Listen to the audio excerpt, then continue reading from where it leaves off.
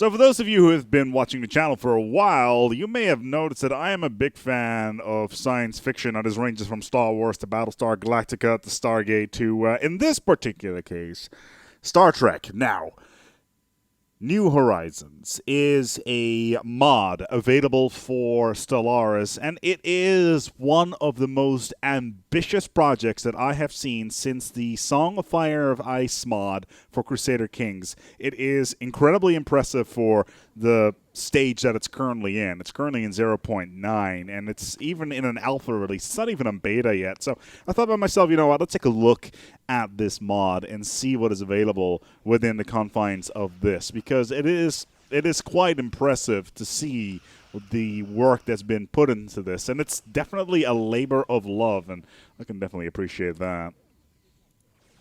So as we're getting onto the main menu, as you can see, it's immediately already changed its entire setup. We've got the Bajoran wormhole, we've got Terok Nor there as well. So let's go and take a look here at our options. Let's go into the new game. The version that we're using right now, as I mentioned, is 0.9.1 alpha. We're running this on Kennedy 1.4.1, and let's get in towards the game. And instantly what we see is a gargantuan, a cornucopia of species that are available. And a lot of these are pretty damn interesting in terms of what is there. There's, of course, the humans, the Klingons, the Romulans, Cardassians are here, the Dominion is here, even the Gorn and the Breen are here is a little bit more of an outlier. I see the Tellarites, the Andorians are in here, and even a couple of ones that you wouldn't really expect, like the Kazon Sex and the Tholian Assembly. And a lot of these have their own individual ship models, and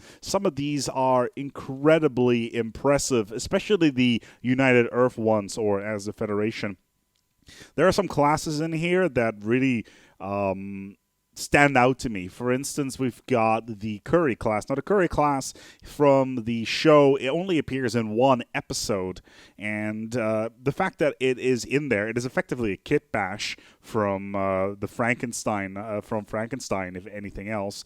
And the fact that it's in here just tells me that whoever's working on this is a big fan and is already probably working on the more impressive models from the later eras. I know that, for instance, the Intrepid class and the Sovereign class are currently not in this build, but apparently they're coming up. I've seen some video of them, and it's pretty good. Of course, the Romulan Empire, the Didax is in there, but of course, we've got everybody's favorite, the Shellyak. Yes, even the Shellyak are in here. I can't even begin to say about that. Apparently, they have even their own little storyline, and that's something about this mod that really is really the first thing that you notice. It's very wordy. It plays a lot slower because of the sheer amount of events that can happen at the start of this game, and yeah, in general, it's really impressive to see. I know that the Borg are in this as well. They're currently not playable. They're not particularly fleshed out at the moment. They only spawn with their Sphere class ships, so we'll see whether or not if that's going to develop at some point in the future. In addition, if you decide to select a species and you go through the whole rigmarole and you start to set up your galaxy size, etc., you'll notice that there is several options available here. There's 5 options. There's the Star Trek New Horizon Milky Way Galaxy, which is a standard galaxy. They got the original galaxy, which is basically the galaxy based upon the Star Trek Technical Manual. And then there's the Alpha Beta Quadrant variants. So basically, it only spawns with the Alpha and the Beta Quadrant, as well as a 600 and a 450 star variant. The only reason that they're in there is so that even people with lower specifications on their PCs can run this mod. And just the amount of foresight that's there is impressive, to say the least. So once we actually load into the game, we notice that we start off in the very early eras. I've picked off the human United Earth here, and as you can see, they basically don't have that many ship classes available for them.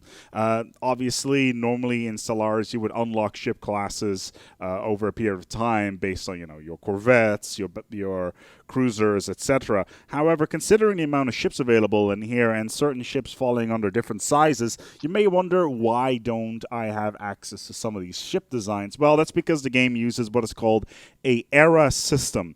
As time progresses, technology progresses, the shipyards will build new designs of your ships, and you will advance into a new era. So, for instance, let's say you've got your destroyers. Initially, you will get, for instance, a destroyer which is based on, say, the NX class from Enterprise. If you move to the next era, that particular model gets changed into the Miranda class.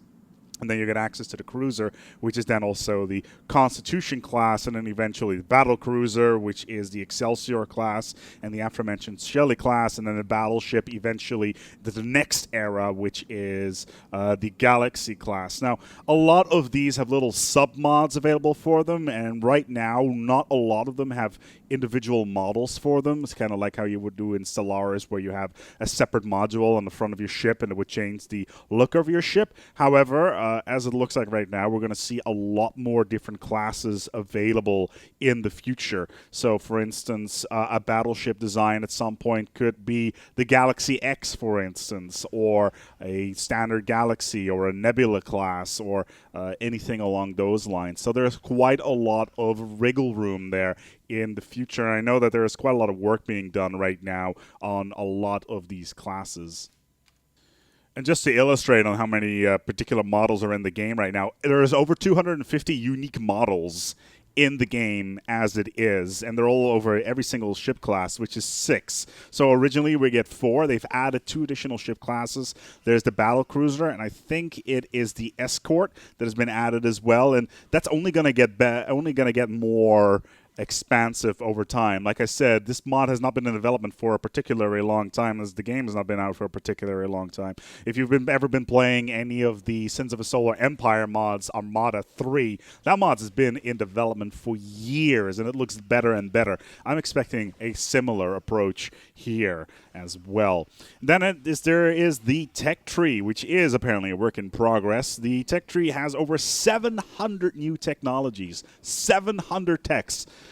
That is ridiculous how many techs there are in development right now, and obviously there's quite a lot of balancing going on right now, so maybe not be optimized. So over a long period of time we're going to see a more fleshed out tech tree that is a bit more balanced. But every single one of these has, for instance, new effects attached to them for at least the weapon designs. There are spatial modules, there is things like star docks and space docks in there, there are shipyards. There is so much stuff available here, and it's really impressive to see that the team has pretty much basically created an entirely new game using the canvas that is Stellaris to make the painting that is New Horizons. It is pretty staggering. Then we get the planets. So in the normal game, we've got 12 different planet types or 16 different planet types. How about 50 new planet types? So they got their M-class planets, which are all divided in their standard continentals, etc., the kind of ones that you would normally get. But then you've got the K-class, you got the Q-class, you even have rogue planets in there. There is so many different things. It is, if it sounds like I'm gushing, it's because I'm impressed by this entire setup.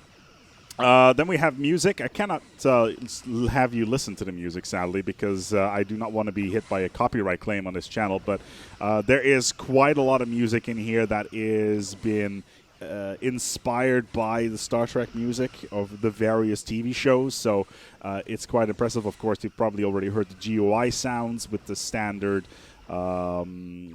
LCARS audio on there. We got some standard VO. So, for instance, we got the Ferengi here that are not annoying as hell at all. But we got the Vulcans, and almost every single one of these have their own new audio sets, which is also incredibly interesting. And then we have unique mechanics. So there are 4 particular species that have unique mechanics as of 0.9.1. There is the humans, the Cardassians, the Romulans, and the Klingons. Now, the humans start off with the Federation Council. You need to form it first. After you're getting 4 allies, I believe, you will be able to found a Federation. There's a big hoo-ha about it. And then instead of getting vassals, you can have people in coalitions with you, and then slowly over time integrate people or races from that coalition into the Federation itself, growing your territory. And it's a really cool iteration on how the coalition mechanics work in the base game as well. Then there is the Romulan Tal Shiar. Now, the Tal Shiar is the oversight committee of the Romulan Empire. And with them, instead of integrating any sort of species within your realm of influence, you can, for instance, disrupt relationship between foreign powers. You can sabotage planetary infrastructure. You can sabotage enemy starship, assassinate foreign leadership, basically any sort of subterfuge that you would expect from the Romulans. And this right here is amazing. I love every single factor of this. It's an iteration on something that I have not seen in the base game that I really want, and that is a subterfuge style approach where you can spend influence points or energy or minerals to undermine your enemy or gain information. That's something that we don't have in the base game. So having this Tal Shiar Oversight Committee is amazing. I cannot stress this enough. Then there is the Obsidian Aura, which is for the Cardassians. A very similar approach there. You can disrupt relationships, sabotage, etc., etc. It's basically a copy-paste on that one. I'm sure we're going to see a variation on this at some time in the future, because right now it's effectively the same as the Romulans. But because of their ethics being different from some of the other species, they basically have the same sort of approach to things. Again, really cool to see. Then there is the Klingon Civil War mechanics. If you are at peace too long, as the Klingons, internal strife will start to pick up, and you will need to spend influence points through events in order to make sure that the Empire does not collapse under internal pressure from honor-bound warriors. Now, if you don't do this, then factions will start to pop up, and sedition forces will try to take over the Empire. It's really interesting to see this, and it kind of makes sense within the grand scheme of the Klingons themselves. Then there is the crisis events. Now, in order to flesh out and make the empires a little bit more interesting, and considering, unlike Stellaris, you're kind of stuck to the archetypes of these species, you can kind of simulate these sort of events that also happen in the show. So, for instance, there is a bunch of crisis events. The Earthlings, or the United Earth, have, for instance, the Xindi event, where Earth is being attacked, which is basically a simulation of Season 3 of Enterprise, and you'll get a free ship out of that as well with the whole Xindi probe stuff. Then there is the Soul of Alar, which is a alien crusade from the animated series. Yeah, the animated series, I'm sure that almost nobody has seen that, from the episode to Jihad. And, of course, the invasion of Species 8472 from Voyager episode Scorpion. And it's basically a extra-dimensional invasion. Then also, there is the Doomsday Device, which can start floating around and consume planets. It's really cool to see that all of these items have made it in, and there's tons of other events that are direct references to episodes. For instance, I've had the Riker clone event due to the transporter accident stuff that's in there. I've had stuff happening from DS9 and TNG. It's really cool to see that all this stuff has made it in.